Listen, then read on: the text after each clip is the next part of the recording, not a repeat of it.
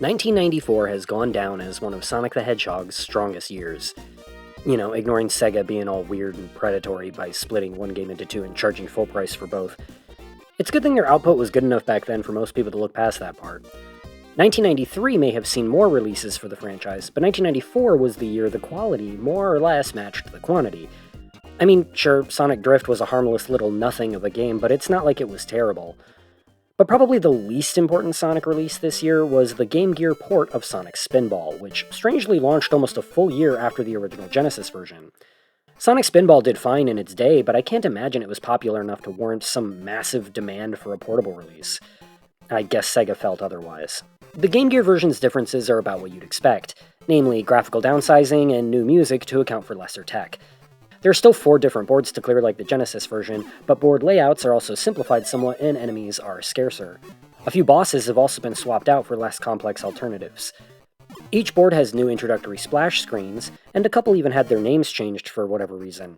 Toxic Caves is now Toxic Pools, and The Showdown is now Final Showdown.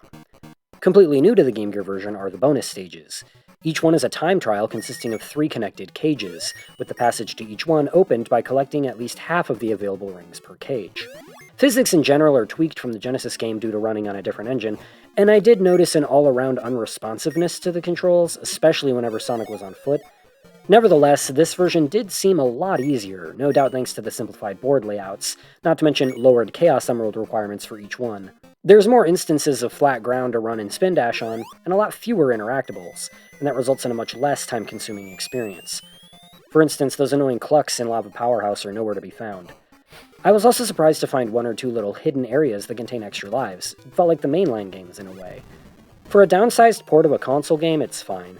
It's just weird that they waited nearly a year to port this. I doubt many people were really clamoring for a Game Gear release of Spinball of all things. I'd say the Genesis version is better, and I can't see any real reason to play this version over the console one. Not to mention, I'm personally just not a huge fan of pinball in the first place. Safe to say most people can skip this one.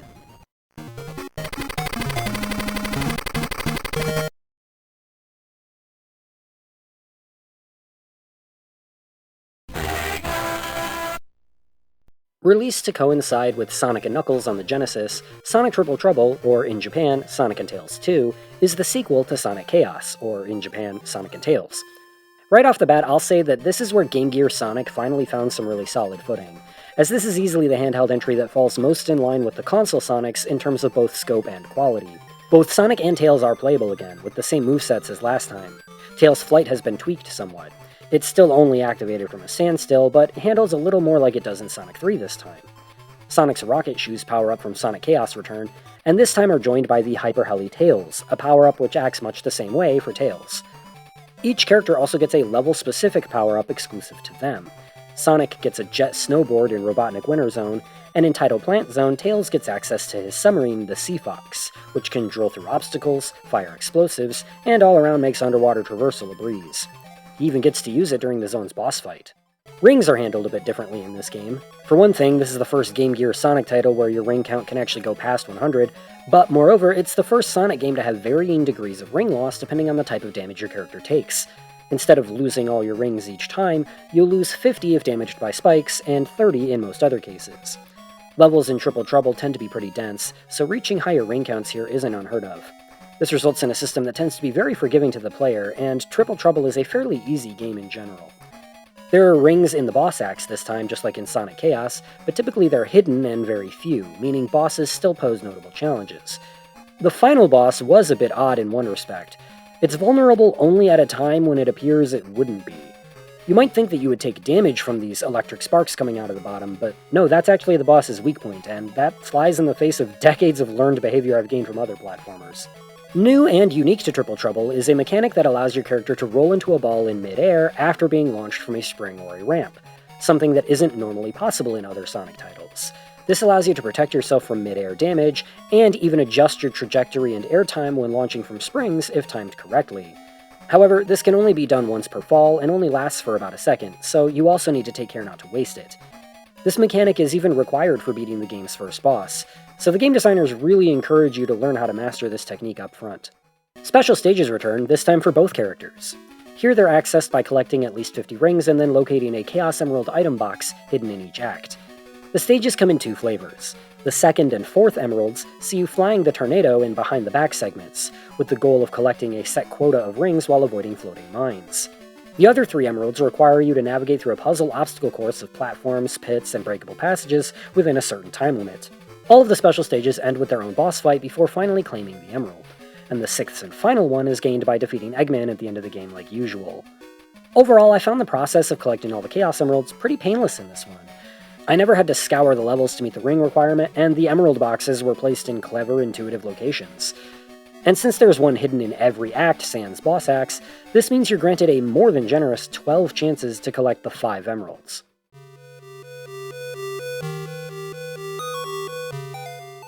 The game contains a total of 3 main antagonists, and this is where the US title for the game comes from. There's Eggman like usual, of course, but this time he's joined by Knuckles, who serves much the same role he did in Sonic 3, showing up periodically to spring traps on our heroes and also acting as a boss near the end. Filling the 3rd slot is a new character, Fang the Sniper, who in America was named either Knack the Weasel or Knack the Wolf Weasel, depending on what US marketing materials you were reading. The name Knack was deemed too similar to the Japanese pronunciation of Knuckles, and so it was changed in that region to avoid confusion. Despite what his American name suggests, Fang is neither a wolf nor weasel, but rather a jerboa, a type of desert rodent indigenous to Africa and Asia. And in contrast to Eggman being an evil mastermind, Fang is just a thief and treasure hunter who seeks only to make a profit above all else. He's the character you fight as a boss in each of the special stages, and although he seeks the Chaos Emeralds like Eggman, he knows nothing of their true power and simply plans to sell them for a pretty penny on the black market. Fang would briefly become something of a recurring favorite among the staff of the Sonic spin-off titles, appearing in at least 3 games between 1994 and 1997, but somehow never crossing over into the mainline series.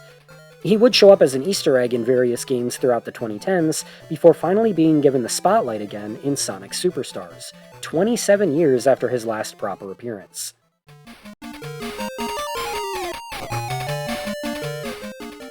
Where Sonic Triple Trouble impresses most when compared to its Game Gear peers, though, is in its ambitious scope.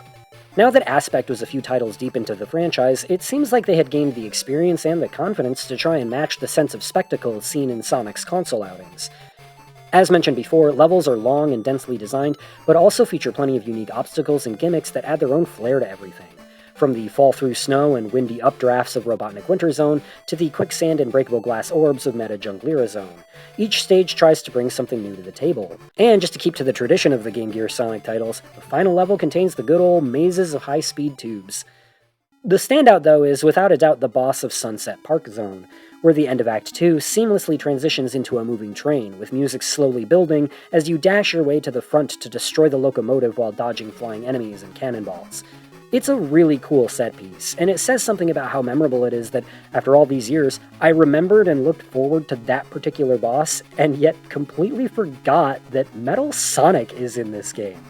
Yeah, he acts as the game's penultimate boss on your way to defeat Eggman. I friggin' love Metal Sonic, but in my memory he just didn't stand out when compared to that cool-as-hell train sequence. I just completely forgot he was there. Sonic Triple Trouble, for what it is, came pretty close to genuinely impressing me.